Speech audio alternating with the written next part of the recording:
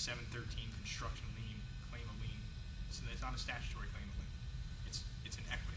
You've been defrauded. I used that probably successfully only once, and that was when an owner had backcharged a credit card payment outside of the 90 days, and then the results came on the 200th day that they refused to give back the money, and I was just too scared to do a claim of lien, a statutory claim of lien, and I just filed for an equitable claim of lien, saying that we've been defrauded. There was no way for us to have protected our lien rights, and the judge gave it to us. And that's a reported decision as well. That's the only one that I know that deals with credit cards that are disputed outside of the 90 days.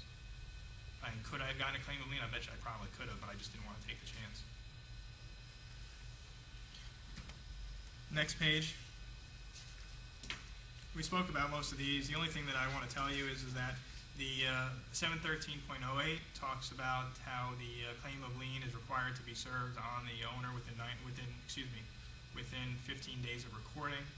Why did I tell you before? You may want to hold on to it because there really isn't truly real teeth if you don't do it. Okay? It says that to the extent that the owner has been prejudiced by the failure to receive the claim of lien, then that may invalidate the lien. In construction seminars and meetings with other construction attorneys, not one of us has ever been able to figure out how an owner would be able to prove prejudice by not having received the claim of lien. We have no idea. So I'm saying the law requires that you do it within 15 days of recording. If you don't do it, I really don't know how the owner would be able to prove that they've been prejudiced by not receiving it. I mean, how are you going to say that I've been prejudiced by not receiving the claim of lien? You had the notice to owner, or you were in direct contract, you knew it was owed. None of us know how that would ever affect it. Okay. Next page. Again, I just show you a little cartoon, little play on Frank Lloyd Wright. Shows a cartoon of an architect that built the house upside down, and they call that Frank Lloyd wrong. Funny thing is, I actually recently got an email. I don't know if anybody else received this. On if you actually Google upside down a house, you'll see that there actually was in Germany a house that was built upside down. The entire house is built upside down.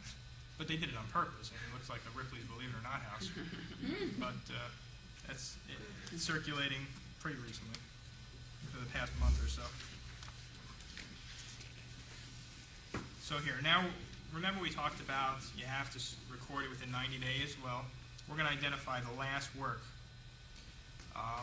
These are items that will not extend your 90-day period, but people think they do.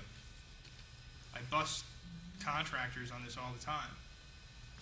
And the only way I find out about this is because I take their deposition and I find out, hey, when you put that January 1st date as being your last day of work, tell me what you're doing. All right, give me a copy of all of your time sheets, your tally sheets, your invoices, your pay requests, your letters, your correspondence. I had one contractor, and this was like, I mean, I never get the smoking gun, but this was like as if some law professor wrote this question, and this was the smoking gun. And I had a contractor put in their claim of lien, their last day of work was, who cares, January 1st?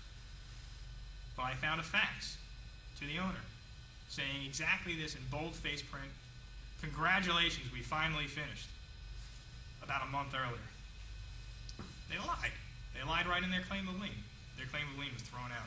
Now, that had to go to, I don't know why the judge didn't grant me summary judgment on that issue right there. No, actually, yeah, I filed a motion for summary judgment based on that.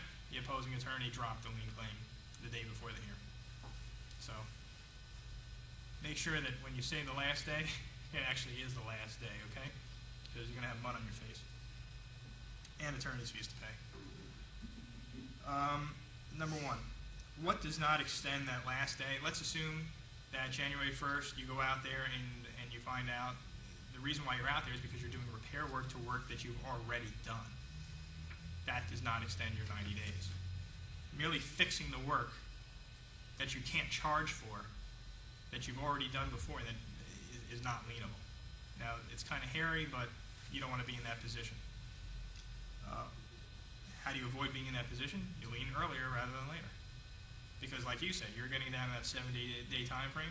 The closer you get, I'm looking to see if I can squeeze 20 days out of you to get you to admit whatever you did during that last 20 days. Let's assume you lien right now and you got 20 days left. I'm looking to find out whether or not that day was really your last day. Warranty work, this is almost like repair work. If you're just fixing stuff as opposed to doing new work, then it's not lien, then that will not extend your last day. Punch list work, things that are too small, de minimis. For instance, the contractor that goes in there and starts squaring up the faceplates on the electrical outlets, or doing things once again that really can't be charged for, is not going to extend your last day. Work delivery of materials following substantial completion. That's one that's there, but usually that's an argument that's made by the lawyers as to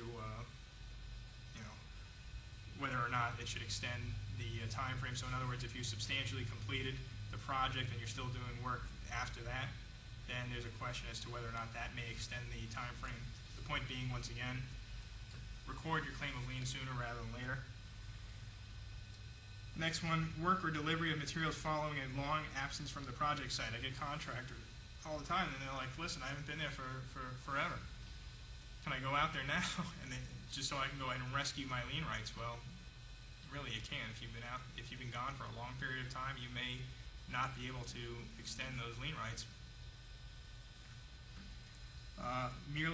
That's a little bit harder to wind up finding out, but if it's been well documented that you haven't been there for a long extended period of time, it may be a possibility. And here's a famous one. People think that just because they went out there and met with the inspector out at the project, that is the last day that you furnished any labor, services, or material to the project. No, you didn't. You went out there and you met the inspector. Okay, so the inspector said, hey, you need to go ahead and twist this and crank that and pull this. All right, well, still, then you may just be deemed to just be doing repair work. So watch your time frames, because these are going to be questions that I, as the attorney or somebody else who's savvy on the other side, was going to be asking you about. Hey, was this really your last day? Next page, number 9. Deadlines for filing suit, or you will lose your rights. First one. Final contractors' affidavits must be served 5 days prior to filing a lawsuit. Now, these only apply to those contractors in direct contract with the owner. As a subcontractor, you're not required to serve a final contractor's affidavit. Only contractors in direct contract with the owner. Again, that final contractor's affidavit merely says that here's what I'm asking for as my last payment, and these are all the people under me who remain unpaid.